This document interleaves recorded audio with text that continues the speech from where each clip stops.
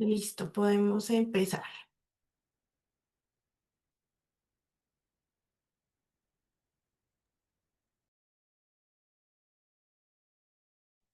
Hola gente, ¿cómo están? Buenas noches, un gusto otra vez estar por acá como cada mes. Para los que no me conocen, mi nombre es Brandon Gallego, soy líder de entrenamiento comercial nacional para pinturas al Greco y también fabricamos el 98% del portafolio de la marca exclusiva de Home Center, que es pinturas Color y pinturas Topex. Les voy a presentar por acá pantalla. Hoy vamos a ver un tema muy interesante, preparación de sustratos para recubrimientos arquitectónicos e industriales. Voy a compartir por acá pantalla. Bueno,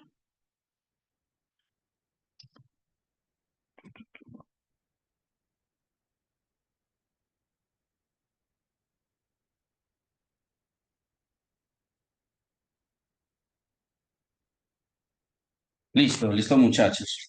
Entonces, este es el tema que vamos a ver el día de hoy. Vamos a hablar un poquito de preparación de superficies, cómo debemos preparar adecuadamente superficies para pintar con pinturas arquitectónicas y también vamos a ver un poquito de cómo debemos preparar las superficies, especialmente en ambientes industriales, en ambientes de alto tráfico, en ambientes eh, que tengan, necesiten alta resistencia. Este es nuestro portafolio de vinilos. Entonces acá tenemos un portafolio de vinilos con la con la marca Color y también tenemos un portafolio con la marca Topex. Entonces, a medida que vamos hablando, pues ahí vamos haciendo solvedad de qué es Topex y qué es Color. Bueno, preparación de superficie. El 70% de éxito para una buena preparación, para una excelente calidad de trabajo, es una buena preparación de superficie. Miren que únicamente el 20% es la pintura y el 10% es el solvente. Entonces, la mayoría de todo lo que tenemos que hacer correctamente está acá, 70%. ¿Qué ocurre muy comúnmente? Y nos pasa muy seguido, es que el maestro o el jefe de hogar o la ama de casa o la persona que va a aplicar el producto aplica sobre mugre, aplica sobre óxido, aplica sobre una superficie ya totalmente corroída. Y pues claramente el producto no tiene esa resistencia y esa adherencia que requiere y pues le echamos la culpa a la pintura, ¿cierto? Entonces miren todo lo que conlleva hacer una excelente preparación de superficie. Acá vamos a hablar un poquito de cada una de las superficies más comunes. Tenemos superficies en concreto, tenemos sistema liviano, drywall y superboard, tenemos superficies en ladrillo, tenemos concreto, tenemos madera y por último tenemos acero. Entonces vamos a hablar sobre paredes de concreto. Bueno, nosotros en todas las capacitaciones siempre hablamos un poco de cuáles son todas las patologías o enfermedades principales que encontramos dentro de las diferentes superficies. ¿Por qué? Porque nosotros como constructores, como asesores, como personas que estamos en este mundo de la construcción, tenemos que saber manejar qué tipos de patologías comunes son las que se presentan en el sector. ¿Por qué? Pues porque yo no puedo ir a una obra a dar un dictamen sobre una superficie que eh, está presentando un problema en el acabado sin saber que tal vez ese problema en el acabado me lo está afectando un problema estructural. Entonces es bueno que conozcamos un poquito de todas esas enfermedades principales, pues para que podamos dar un dictamen de qué posiblemente puede estar ocurriendo en la superficie.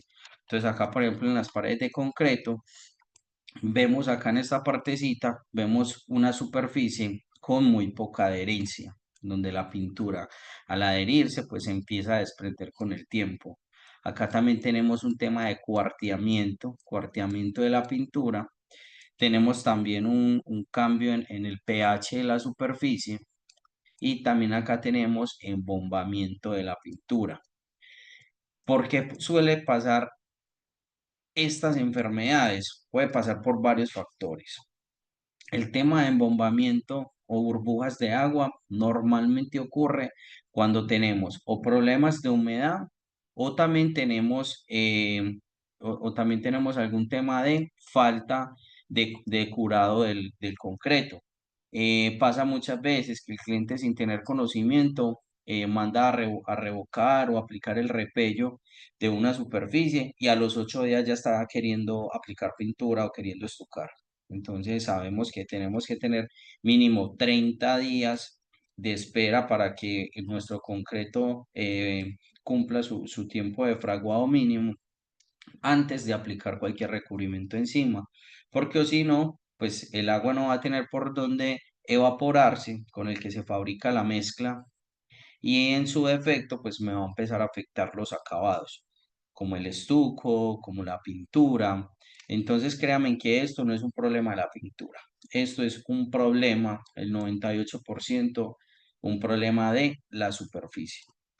¿Por qué también nos pasa que tenemos cuarteamiento en el acabado, en la película, y también tenemos desprendimiento de la película? Algunos clientes dirán, no, es que la pintura tiene muy baja adherencia. No, es que la pintura no se adhiere bien, ¿cierto? Muchas personas pues que no conocen del tema dirán eso. Y pues digamos que en una parte puede que la pintura afecta, pero en otra no. Está más o menos un 70-30. ¿Por qué? Resulta que en el momento de que nosotros fabricamos pinturas, nosotros dentro de las materias primas, nosotros debemos de agregar dos materias primas específicamente que hacen la diferencia sobre el resto. ¿Por qué? Porque se van a encargar no solamente de darle resistencia, flexibilidad, adherencia, lavabilidad, entre otros, sino que también se van a encargar de hacer que mi película de pintura se adhiera sobre una superficie. Por ejemplo, la resina y los aglutinantes. Entonces, la resina, parte del ADN fundamental de una pintura sin resina, pues no es una pintura, simplemente son unos químicos eh, que muy fácilmente ni se van a adherir y muy fácilmente le puedo pasar la mano y me va a quedar la mano blanca, es decir, que va a ser una pintura incompleta. Y el aglutinante es esa materia prima que le agregamos también a la pintura para que en el momento en que yo pinte, recuerden que la pintura la tenemos en estado líquido. Cuando yo la aplico sobre una superficie, ella se ancle, ella quede totalmente adherida a una superficie. Si yo no le aplico aglutinante a mi pintura, lo que va a pasar es que cuando ella se seca, cuando pasa de estado líquido a sólido, ella se me va a quedar como una hoja de papel. ¿Listo? Entonces esto puede ocurrir primero, bajo nivel de aglutinantes en la pintura, que la verdad es un 2% de probabilidad de que pueda suceder. Por lo menos hablando pues de nuestras pinturas. Y el 98%, que es lo que más ocurre, es que primero, resulta que el maestro, el supuesto maestro que fue a hacer el revoque en la superficie, le aplicó mucha arena de revoque y muy poco cemento, entonces literal eso era más arena que cualquier otra cosa. Entonces claramente mi pintura se va a abrir sobre un arenero que pues no va a tener muy buena fijación, entonces se me va a empezar a cuartear, se me va a empezar a desprender. Segundo, exceso de cemento. Entonces, cuando tenemos una superficie con demasiado exceso de cemento, a veces creemos que no, échele más cementico porque entre más cemento mejor, pero eso digamos que es un mito. Es un mito, ¿por qué? Porque cuando yo sobresaturo una mezcla de un componente, yo lo que estoy haciendo es que me estoy tirando en las propiedades. Me estoy tirando en las propiedades, entonces va a quedar una superficie demasiado porosa, va a quedar una superficie demasiado alcalina y esas dos funciones lo que van a hacer es que mi pintura, al adherirse, no, al tratar de pegarse sobre la superficie, no se van a adherir bien. También, ¿qué puede pasar? es que resulta que aplicaron el revoque. Listo, mantuvieron el revoque humectado. No, la falta de humedad en la superficie cuando está recién revocada también puede provocar que mi revoque quede demasiado poroso y en su defecto pierda propiedades. Entonces se me empieza a cuartear, y entonces como se me empieza a cuartear el revoque, también se me empieza a cuartear la pintura y la culpa, pues no, la culpa de quién es de la pintura. Entonces todo eso pues lo tenemos que tener demasiado, demasiado en cuenta. Luego acá tenemos unas superficies de ladrillo. Eh, ¿Qué pasa acá en las superficies de ladrillo al igual que las superficies de concreto? Hay unas enfermedades que son principales. Son principales porque aparte de este embombamiento, de todo, porque es lo que comúnmente nosotros vemos. Nosotros constantemente vemos hongo, vemos mojo, vemos eflorescencias, que es esto que estamos viendo acá, vemos criptofluorescencias y todo esto va a impedir que mi pintura se adhiera. Todo va a hacer que tenga una mala preparación de superficie. Acá, por ejemplo, en esta imagen que estamos viendo acá, tenemos una enfermedad que se llama eflorescencia, que es esa salitre que nosotros vemos en algunas superficies. ¿Qué pasa con esa salitre? Yo no puedo pintar sobre esta sal. Yo no puedo aplicar un recubrimiento, un estuco, un repello sobre esta enfermedad. Porque ¿qué va a pasar? Pues posiblemente el acabado va a quedar mal, no va a tener muy buena adherencia. ¿Por qué se da este salitre? Este salitre se puede dar por muchas razones. Normalmente es por tema de humedad.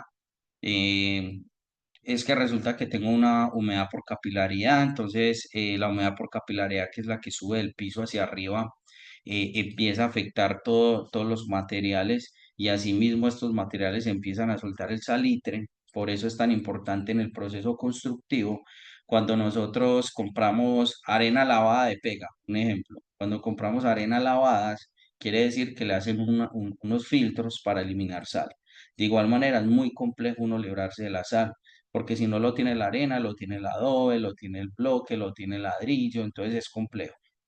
Entonces, normalmente esta sal es producto de la misma fabricación de los elementos estructurales que lo que hacen es que empiece a migrar esa sal. Entonces, acá tenemos una sal que migró al exterior y es muy fácil, es muy fácil evidenciarla, pues porque a la vista de cualquier persona se puede observar sin ningún problema. Es de fácil eliminación, pero ya es más complejo cuando yo tengo una criptofluorescencia. Cuando yo tengo una criptofluorescencia, es esta misma enfermedad, este mismo salitre, que no migró, es decir, se quedó dentro del material. ¿Qué pasa si no migra? Es lo que va a empezar, es que se va a empezar a expandir y al empezarse a expandir sobre todo la superficie, él va a empezar a romper, va a empezar a romper de adentro hacia afuera. Y al empezar a romper de adentro hacia afuera el material, él funciona como un cáncer, se lo va a empezar a comer desde el interior hasta que lo deteriora externamente. Esto es difícil evidenciarlo, pues porque claramente no estamos viendo la enfermedad al exterior.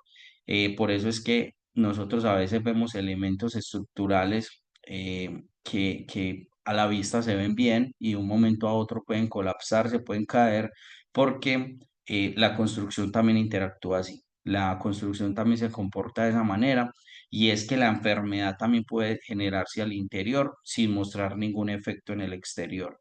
Entonces nosotros siempre recomendamos, venga, es que no tengo salitre. ¿Cuánto tiempo lleva la construcción? No, eso lleva 10 años. Venga, sea porque sí o sea porque no, vamos a lavar la superficie.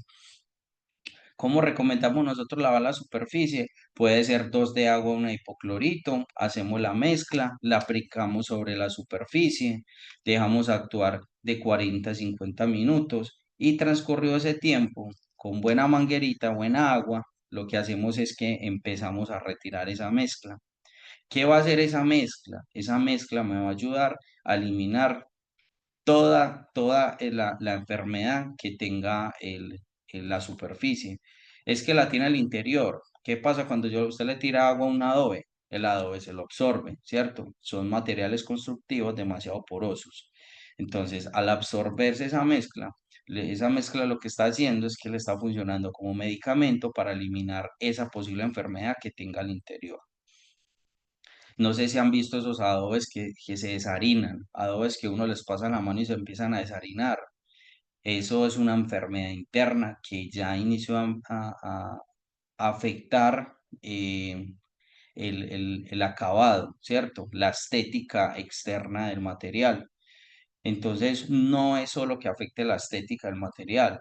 No, es que ya se ve feo. Sí, él se ve feo, ¿cierto? Pero bueno, digamos que puede ser una alarma.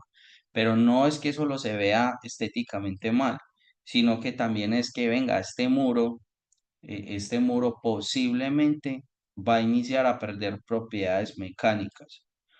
Entonces ya empezó a perder propiedades físicas, es decir, se empieza a ver feo, ya empezó a perder propiedades químicas porque ya empezó un proceso de deterioro del material y ya empezó a perder propiedades mecánicas. Es decir, si ese muro antes me aguantaba eh, 10 toneladas, ahora no va a aguantar ni la mitad. ¿Por qué? Porque ya empezó a perder propiedades mecánicas. Entonces esto también es de alarma porque pues han habido muros que han colapsado por este tipo de patologías. También se puede lavar con ácido, puede ser 10% de ácido muriático sobre el total de agua que se vaya a gastar. No recomendamos más ácido. ¿Por qué? Porque si yo, por ejemplo, hago una mezcla 1 a 1, eh, lo que puedo hacer es que empiezo, como el ácido es tan fuerte, puede hacer que la superficie pierda propiedades físicas. Entonces me mancha el ladrillo, me lo vuelve negro, me lo vuelve amarillo, entonces por eso no se recomienda tanto. Si lo quieren hacer con ácido, pues son únicamente 10% ácido muriático, lo aplicamos sobre la superficie, media horita actuando, una muy buena enjuagada, transcurría 48 horas, ahí sí hacemos el proceso. ¿Por qué 48 horas?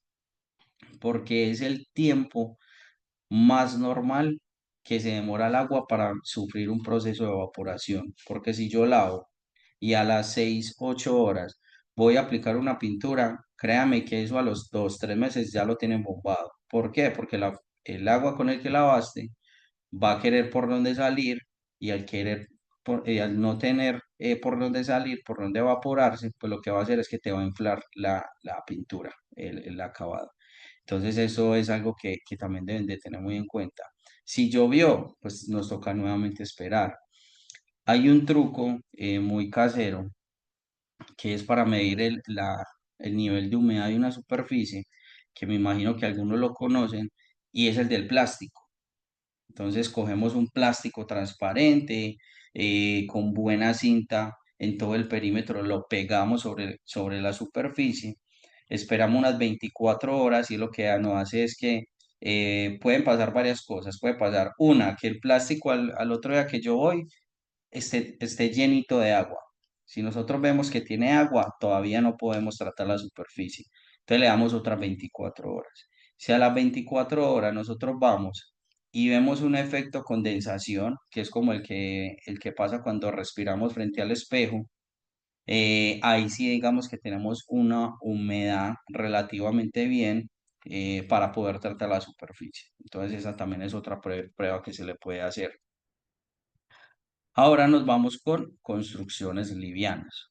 Construcciones livianas, hablamos de Superboat, hablamos de Drywall, que son las más comunes que tenemos acá en Colombia. Antes de hablar de estas, también pues queremos tocar un temita sobre diferenciales entre estucos plásticos, estucos en polvo. Nosotros sabemos que acá muchos son más casados con el estuco en polvo, otros más casados con el estuco acrílico. Digamos que son gustos. Tenemos maestros que les va demasiado bien con los acrílicos, maestros que les va muy bien con los polvos. También tenemos contratistas que por el tema de agilizar obras utilizan estucos en polvo para un edificio completo. También tenemos clientes que por desconocimiento aplican estucos en polvos en áreas en exteriores. Entonces, ¿qué pasa con el estuco en polvo? El estuco en polvo, pues es un estuco demasiado fino, ¿cierto? Pero sigue siendo polvo. ¿Qué pasa cuando yo lo aplico sobre una superficie? Pues primero me va a secar demasiado rápido, ¿cierto? Porque es polvo. Entonces eso es un punto a favor, pues que nos gusta bastante y más que todo para cobrar y para entregar rápido una obra. Lo otro es un estuco que como es polvo, no es flexible. Entonces, si tenemos movimientos estructurales bruscos, si tenemos asentamientos, si queremos poner un cuadro en una habitación y generamos un golpe sobre la superficie, posiblemente se vaya a tarjar y se vaya a reventar ese estuco porque no es flexible y tampoco son estucos pues que tienen alta resistencia a la humedad. Si lo ponemos en un baño, si lo ponemos en zonas húmedas, si lo ponemos en un exterior, pues lo que va a hacer es que se va a tarjar y se va a reventar. ¿Qué es lo positivo? Pues el secado rápido, ese estuco esos estucos son muy fáciles de lijar, eh, son estucos que son económicos, y tenemos el otro tipo de estucos, que tenemos el estuco plástico y acrílico. El estuco plástico acrílico, pues, es un estuco que al ser plástico, pues, es mucho más flexible.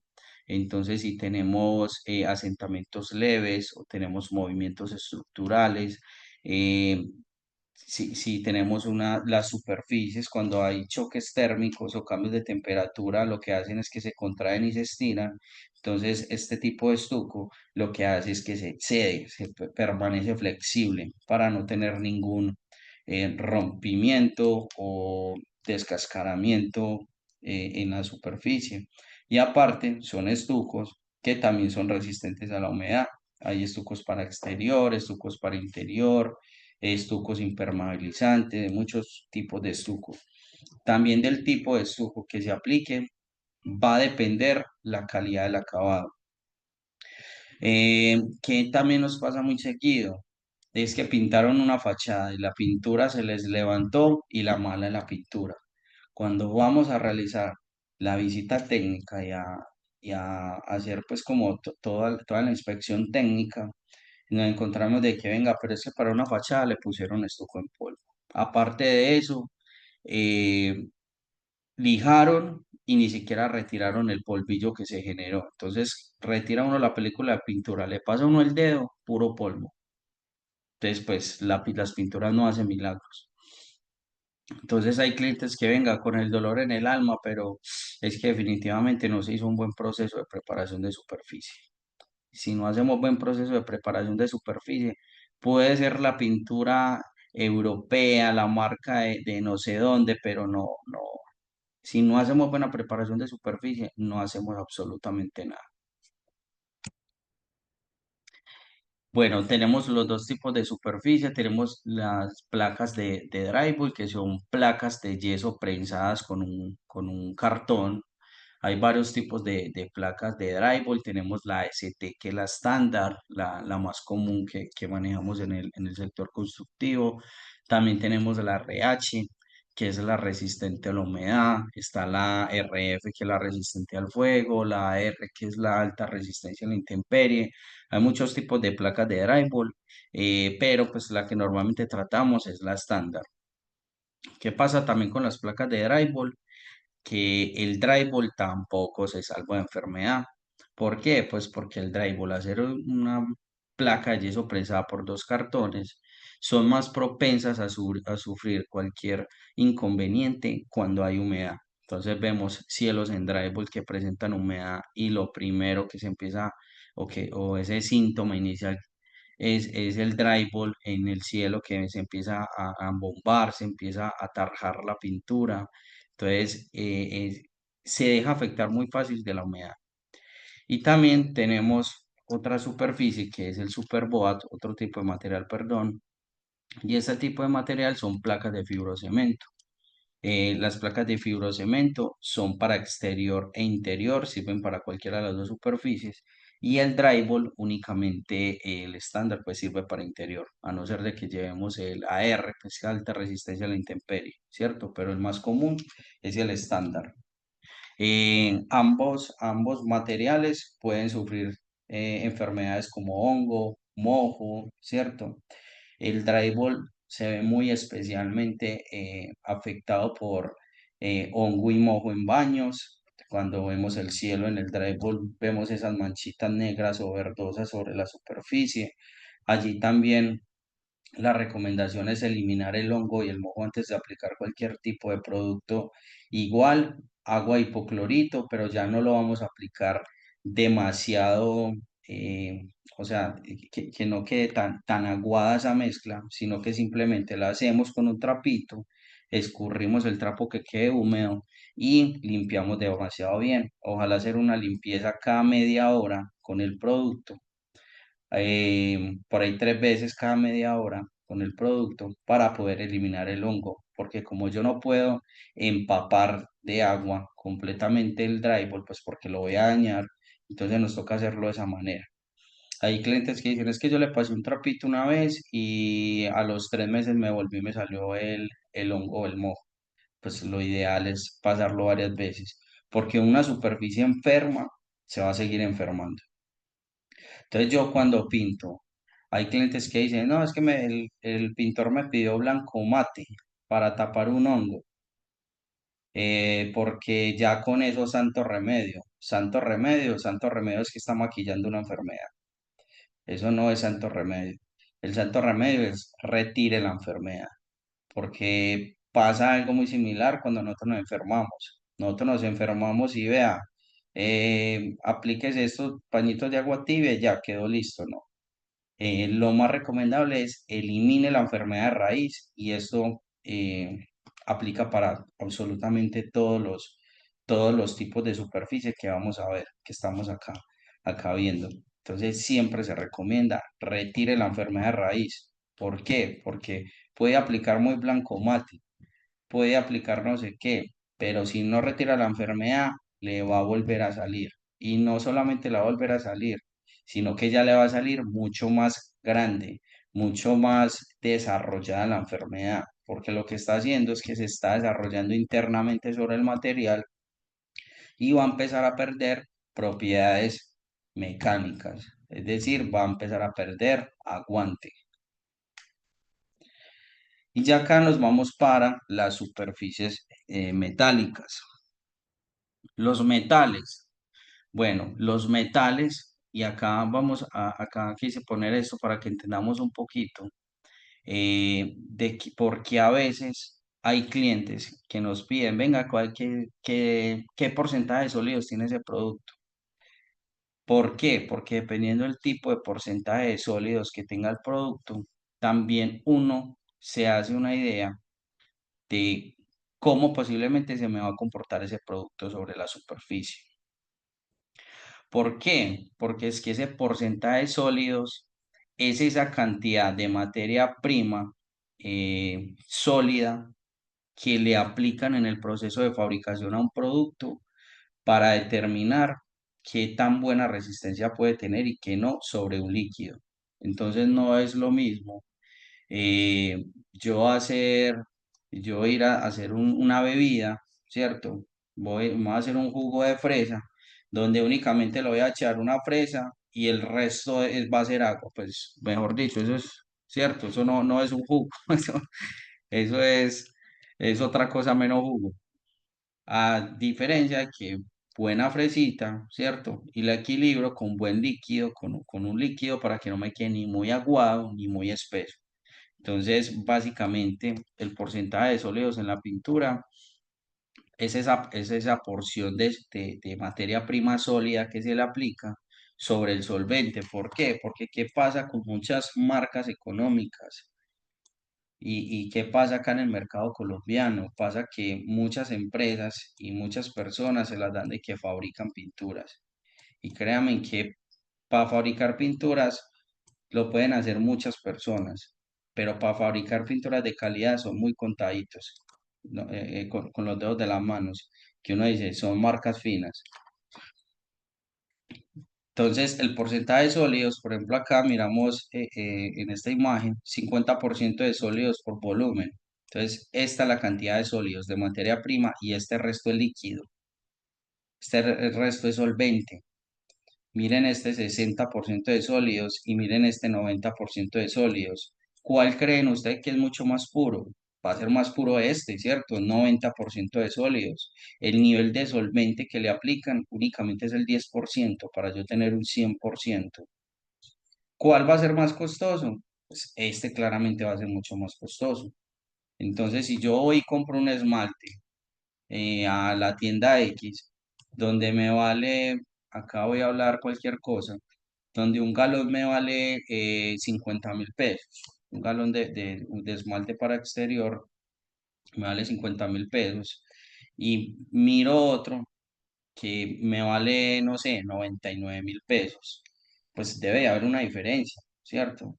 Nosotros muchas veces, ¿qué hacemos? Nosotros optamos por las cosas más económicas, los materiales más económicos, y está bien, pues porque nosotros también nos podemos mover a medida que el cliente también lo determina, pero siempre es bueno que pues nosotros como expertos en este sector, pues nosotros también le digamos, vea, este producto es más costosito, pero no te voy a estar, no vas a tener que hacer el mantenimiento de esto cada 6, 8 meses.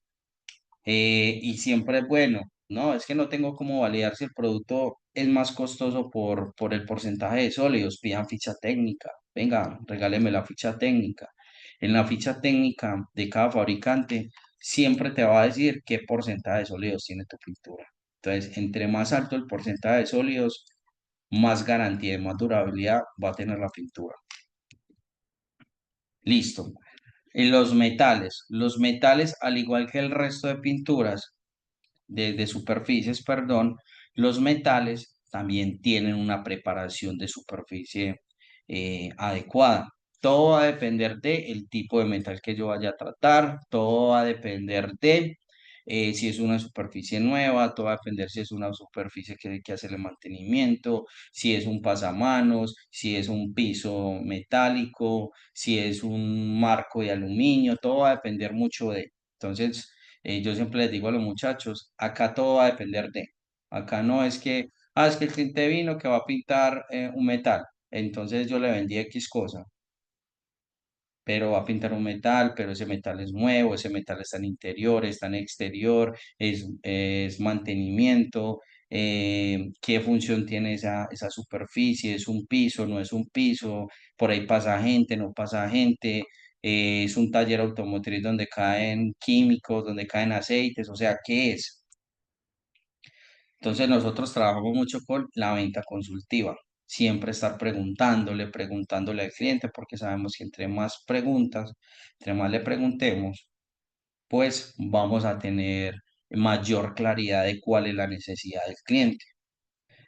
Nosotros vamos donde el médico y venga, me duele la cabeza. Vea, le mando 10 inyecciones, vaya, mejor dicho, a la funeraria, haga fila porque ya está más allá que acá, ¿no? ¿Cierto?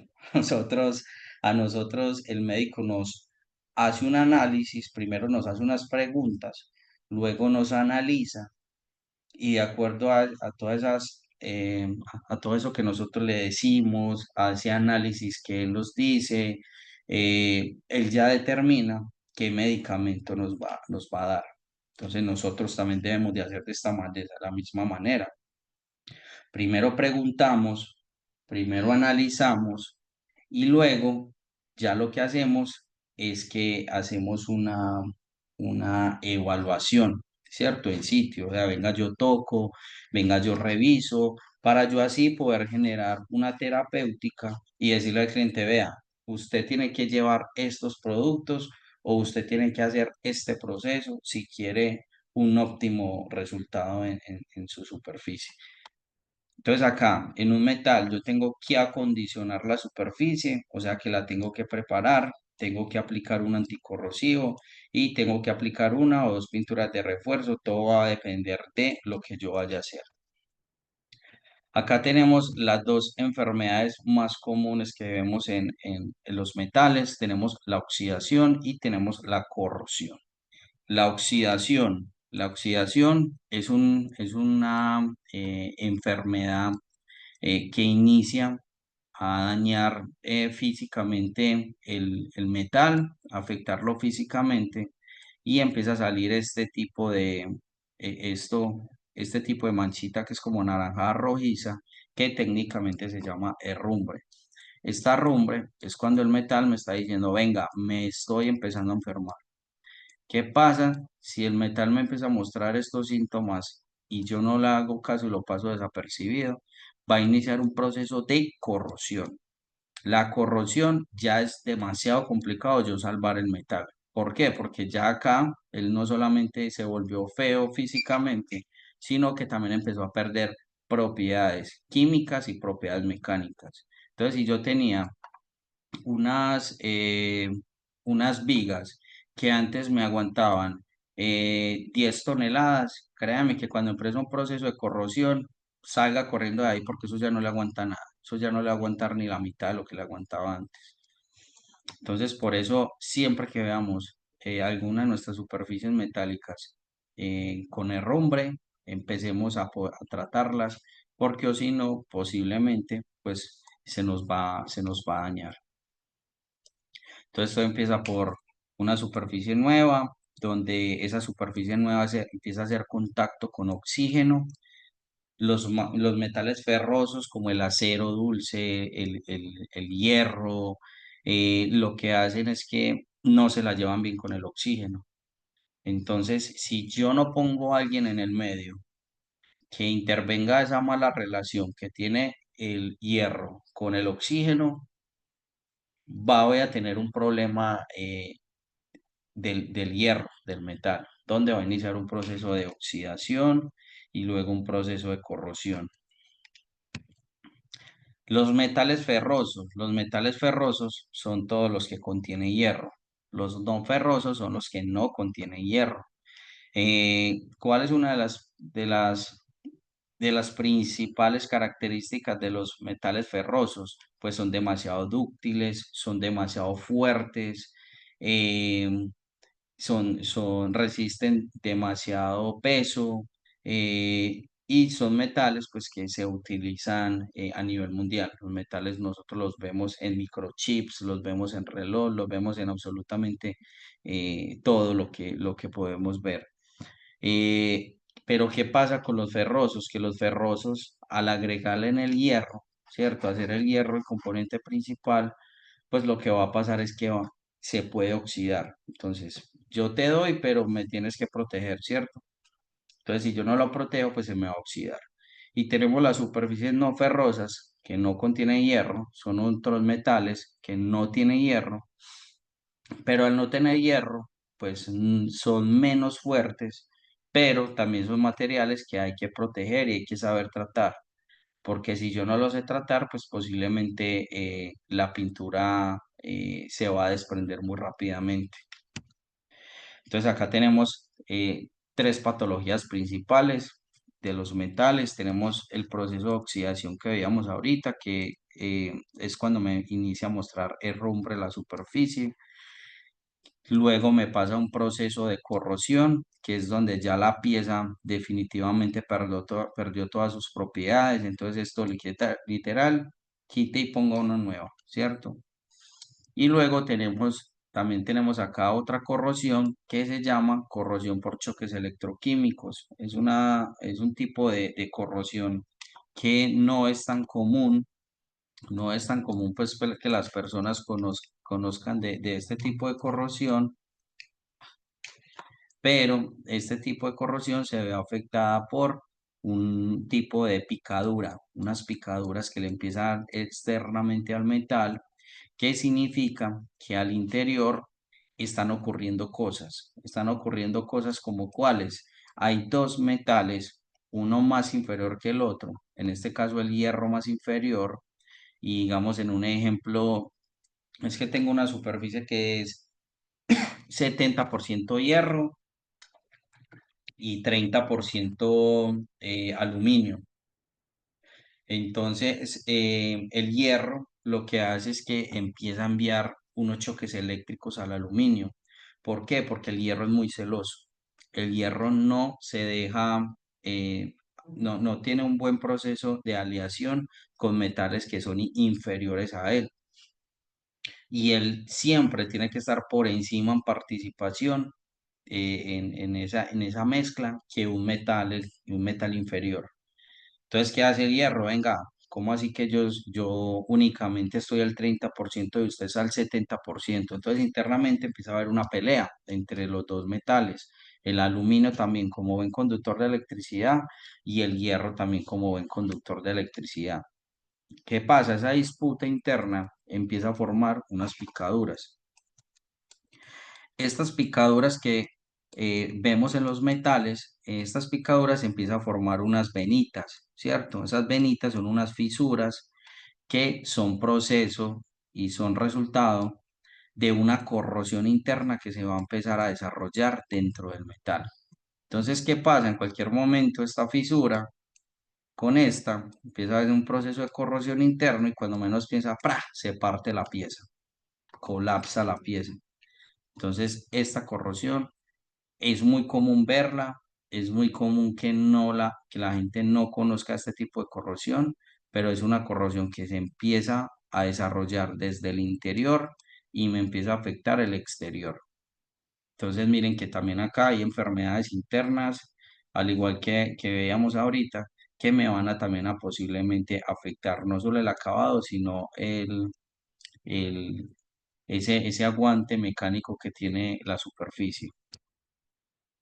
Acá, por ejemplo, les quise poner este ejemplo. Este ejemplo es de una enfermedad muy común que se da en el proceso constructivo, que se llama corrosión de elementos metálicos embutidos. Entonces, acá, por ejemplo, en esta primera imagen que podemos ver un recubrimiento, un acabado que inicia un proceso de fisuración, ¿cierto? Esas fisuras en que se empiezan a convertir con el tiempo en unas grietas. Entonces, fisura y grieta son dos enfermedades totalmente diferentes. Fisura es inferior a 0,5 milímetros y ahí para arriba son grietas. Cuando yo tengo esto, muchas personas que hacen, no, es que la superficie se está reventando, pero no sabemos por qué. Voy y le pongo estuco, voy y no sé qué, vuelvo y pinto y ya. Acá, por ejemplo, ¿qué pasó? Se inició un proceso de fisuración, se empezó a expandir más y ya inició a hacer una grieta, pero esa grieta, al darle golpes, a empezar a romper, porque muchas veces todos sabemos que nos toca hacer cateos para poder revisar internamente qué está ocurriendo en la superficie, vemos que tenemos un elemento, un encofrado muy débil, ¿cierto? Muy débil, ¿por qué? Porque es que la varilla, todos estos elementos que me están ayudando a realizar la estructura, por ejemplo, de esta viga, están sufriendo un proceso de corrosión. Entonces, ¿qué pasa cuando una varilla o la malla electrosoldada, los estribos inician a sufrir un proceso de corrosión? Ellos se pueden expandir hasta 7 veces su tamaño original. Entonces, como ellos se están expandiendo, ellos me van a empezar a dañar el encofrado, o sea, el hormigón. Como ellos se empiezan a expandir y me empiezan a dañar ese resto de material, ¿quién va a sufrir acá? Mi acabado, ¿cierto?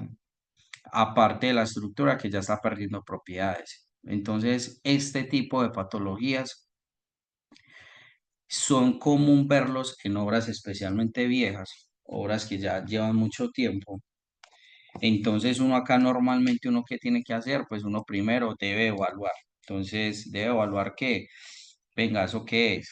Esto es una viga, ¿eso qué es? Una columna, ¿eso qué es? Entonces, digamos que esto sea una columna, yo primero debo de sacar de servicio esa columna, ¿cierto? Y debo de apuntalarla para que poner un elemento, pues que me resista ese peso mientras yo trato de revisar y organizar esta columna.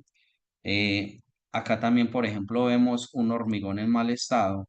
Miren que es un hormigón demasiado blanco, un hormigón en mal estado.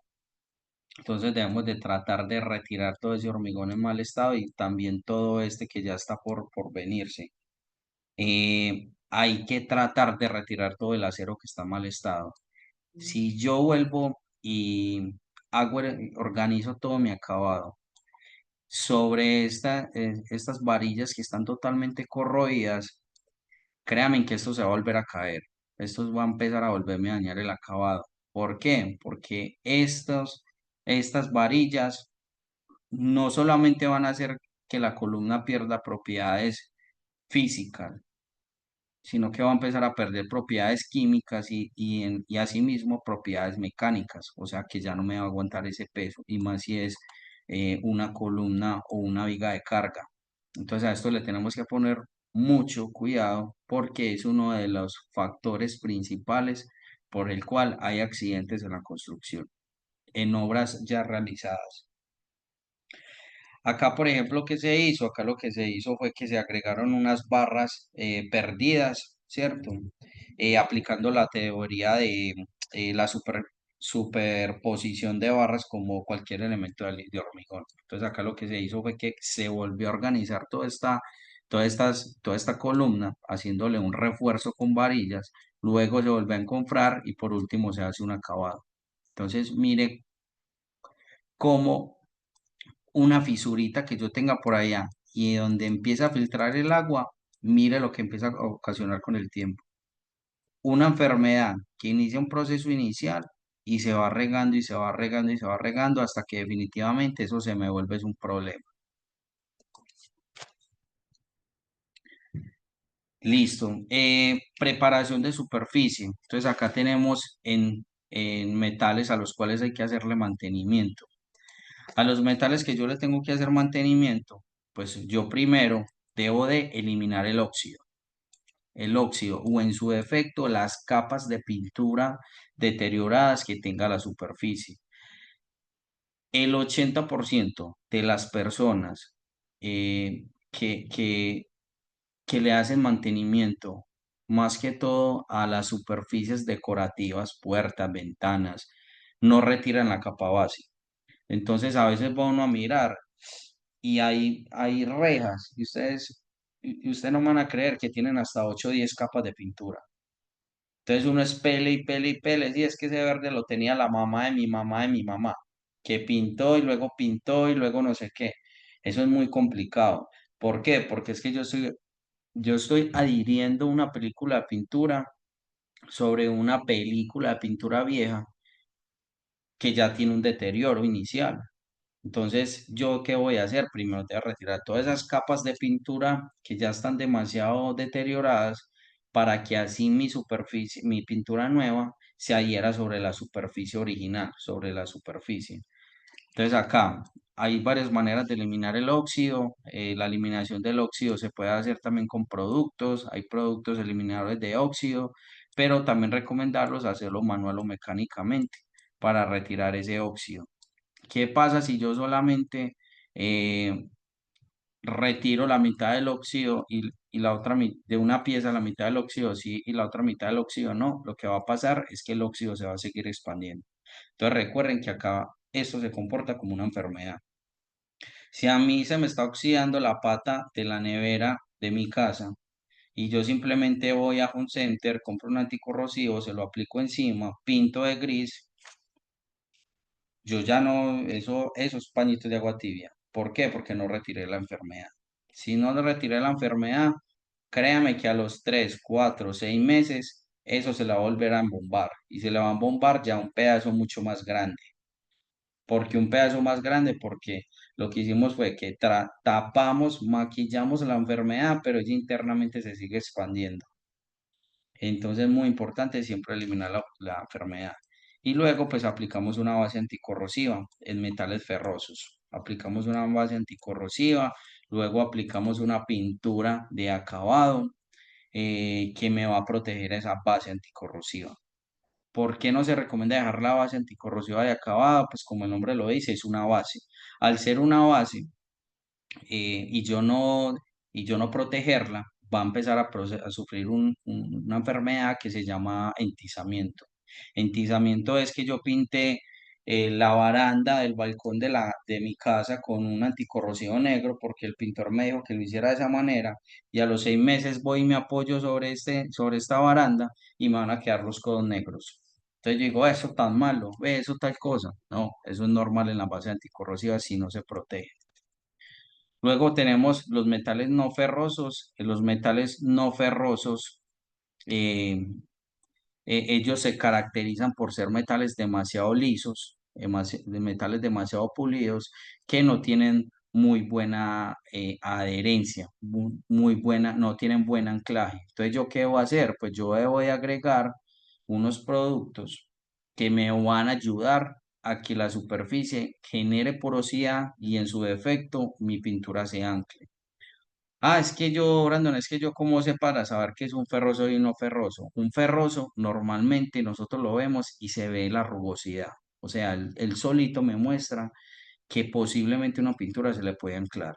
Es rugoso, se ve áspero, entonces una pintura es muy fácil que se le adhiera.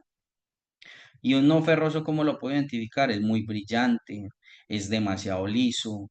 Hemos visto por ejemplo, los pasamanos de Home Center son pasamanos en zinc.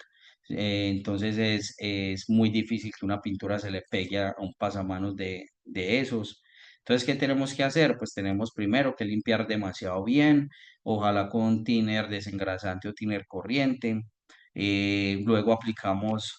Acá les puse el producto nuestro que se llama Wash Primer. Nuestro Wash Primer es color verde oliva. Es color verde oliva producto del pigmento que se llama cromato de zinc. Y él lo que hace es que nos va a ayudar a preparar la superficie para que se ancle una pintura sobre él. Y luego también tenemos otro que se llama OTS, que tiene Wash Primer y es anticorrosivo. O sea que este es un 2 en uno. Tiene dos propiedades en un solo producto, mientras que este es solamente Wash Primer.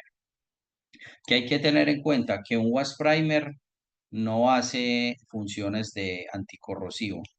Este solito no me hace funciones de anticorrosivo, solo me prepara la superficie, mientras que este sí. Entonces acá el cliente va a llevar un producto que le va a ayudar a acondicionar la superficie, le va a ayudar y le va a funcionar como capa anticorrosiva para que el cliente solamente lleve el acabado y lo proteja.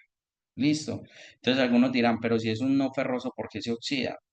Me imagino que muchos han visto el cobre oxidándose, que se oxida como un turquesa, empieza a coger un color como turquesa y se empieza a oxidar. El aluminio también se oxida, aunque el aluminio cuando sale de las fábricas que se dedican a todo este tema metalúrgico, sale con una grasita, el mismo genera algo que se llama óxido de aluminio y ese óxido de aluminio es una barrera transparente que forma él para no tener problemas con el oxígeno. Pero cuando yo lo someto a condiciones demasiado pesadas y más que todo en ambientes en exteriores, esa capa se elimina, queda propenso y asimismo genera directo con el contacto directo con el oxígeno que me lo empieza a afectar, me lo empieza a dañar. Listo, me voy a adelantar acá madera que ya nos quedan 3 minuticos y voy a hablar un poquito de pisos de concreto. Bueno, en los pisos de concreto también vemos varios tipos de enfermedades. Varios tipos de enfermedades como lo son la fisuración superficial y la eflorescencia. Acá en este slide. ¿Qué pasa mucho? Nosotros somos muy fuertes en pinturas industriales y nos va demasiado bien con todo el tema industrial porque pues nos consideramos que somos muy buenos. Pero también sabemos que hay enfermedades que pueden afectar el recubrimiento. Por eso nosotros nos enfocamos tanto, venga, es que ojo con esto, es que ojo con esto. Nosotros, la función de nosotros no es solo capacitar sobre el producto, porque créanme, especialistas, que cualquier marca les habla maravillas del producto. El diferencial de nosotros es que les habla de todo el proceso. Nosotros les estamos hablando desde la enfermedad hasta la solución. Si yo tengo una superficie, un piso fisurado y yo creo que lo voy a aliviar con una pintura, créanme que eso es mentira. ¿Por qué? Porque yo primero debo coger la enfermedad. Entonces, venga, primero, esa fisura posiblemente, por qué se está dando? Es que no se realizó una buena mezcla en el vaciado del concreto, o es que resulta que a ese piso le están pasando peso exagerado, por ende me está generando agrietamiento y fisura sobre la superficie, es que no se le hizo en el proceso de vaciado una dilatación adecuada al concreto para que tenga movimiento normal y no se reviente. Recuerden que las superficies también se mueven, el concreto especialmente. es un material que tiende a expandirse y contraerse por cambios climáticos, por peso, por tráfico, por muchos factores. Y cuando no tiene un buen nivel para poderse mover, para poder ser flexible, se va a empezar a reventar. Entonces siempre es bueno primero revisar en qué estado tengo mi superficie antes de aplicarle cualquier tipo de producto, porque así nos vamos a ahorrar no solamente tiempo, sino también dinero. Luego acá tenemos la eflorescencia, parecida a la que vimos ahorita en el muro, pero en el piso. Esto normalmente se da cuando tenemos humedad. Si tengo humedad, si tengo esta manchita, hay que revisar posiblemente qué humedad tiene esto. Esto normalmente, esta enfermedad normalmente la veo y normalmente se da es cuando tengo una tubería rota. Por eso ustedes ven que ya en este, digamos que últimamente, cómo están trabajando la ingeniería y la arquitectura, están poniendo los tubos fuera del concreto, fuera de la plancha. ¿Por qué fuera de la plancha del concreto? Porque es mucho más fácil poder arreglar sin romper. Entonces, esas casas antiguas donde la tubería se instalaba dentro del encofrado, eso ya es un chicharrón para uno coger una gotera. Luego tenemos humedades por capilaridad, pues que también me van a afectar la adherencia de mi pintura.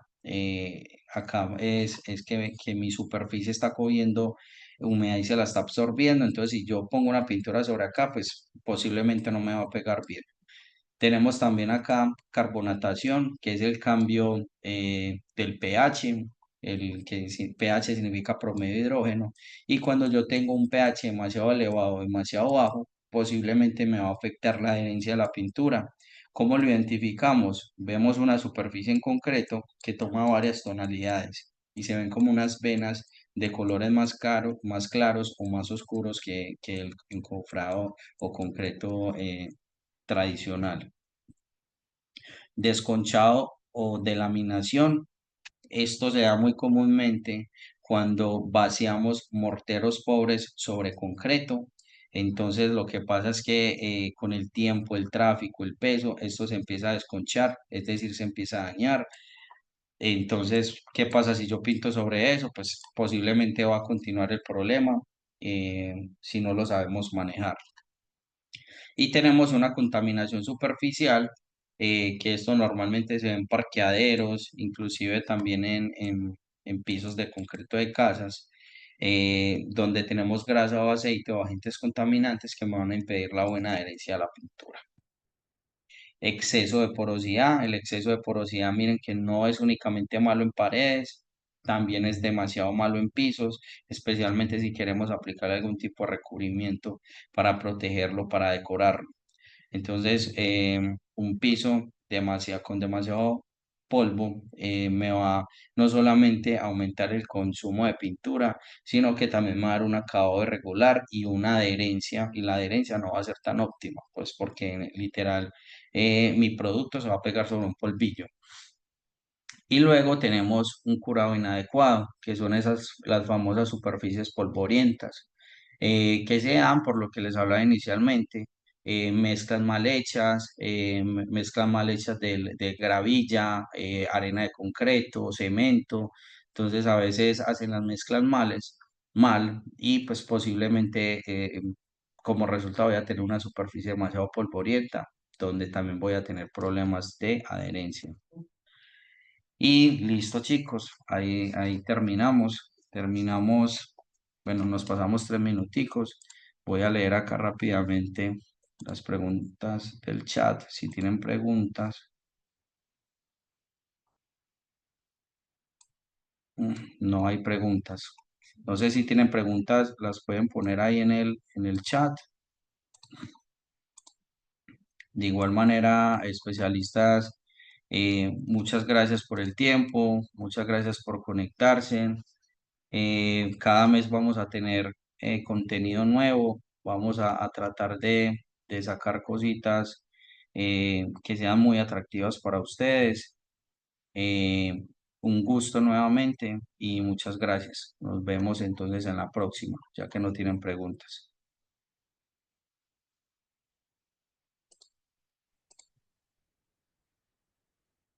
Especialistas, recuerden que tenemos estos espacios los lunes, miércoles y jueves para que se puedan conectar a las diferentes capacitaciones. Muchas gracias por la participación. Feliz noche.